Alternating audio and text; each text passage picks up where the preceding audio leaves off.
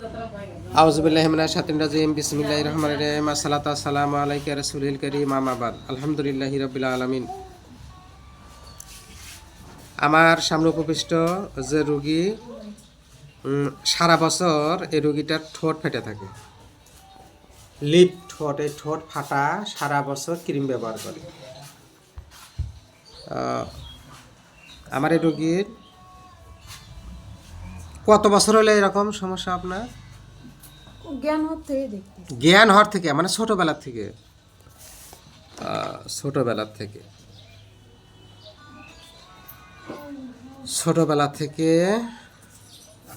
ওনার এই ঠোঁট ফাটা,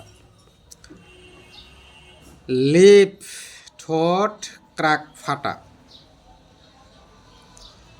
ছোটবেলা থেকে যদি এরকম হয় তাহলে স্বভাবত আমাকে treat the patient not the disease, আমাকে রোগীলিপি তৈরি করতে হবে। আর রোগীলিপি তৈরি করার পরে যে মেডিসিন আসে সেটা আমাকে দিতে হবে।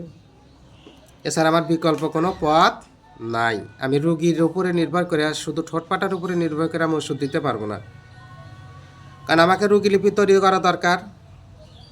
হ্যাঁ, আমি রোগীলিপি তৈরি করেছি রোগীটার। এই রোগীলিপি যখন তৈরি করি তখন রোগীলিপির শেষে আমি যে সুন্দর একটা তথ্য পেলাম, সেটা হলো রোগী আমার নেট্টামিউরের।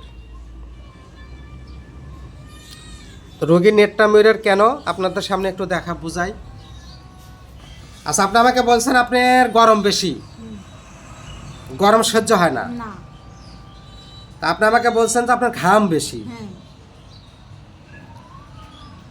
আর 3 নম্বর যে প্রশ্ন করলাম সেটা হলো যে আপনার স্বভাবত মিষ্টি খুব পছন্দ, লবণ ছাড়া আপনার চলেই না।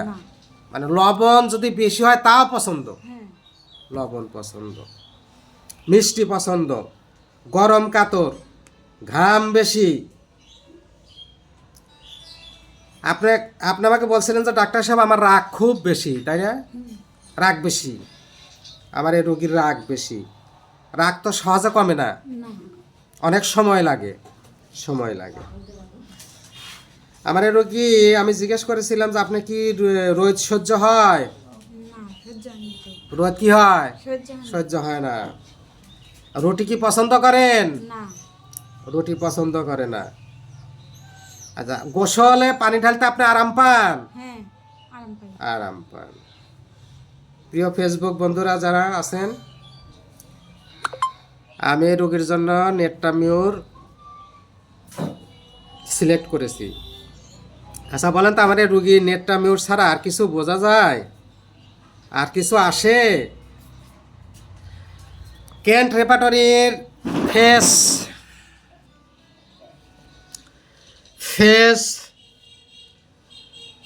ক্র্যাক লিপ, ঠোঁট ফাটা, ঠোঁট দয়ে দেখেন নেট্টামিউর ফার্স্ট গ্রেডে আছে।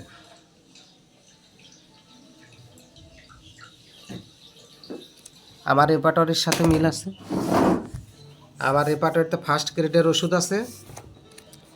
রোগের সার্বিক তথ্যের উপরে নেট্টামিউর আসে এবং আমি নেট্টামিউর সিলেক্টেড করেছি।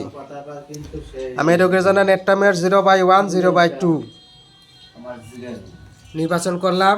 প্রিয় বন্ধুরা, আশা রাখি এই রোগীটি 1 মাস পর আপনাদের একটু ফলো আপ দেখাবো। সবাইকে ধন্যবাদ, ভালো থাকবেন। আসসালামু আলাইকুম।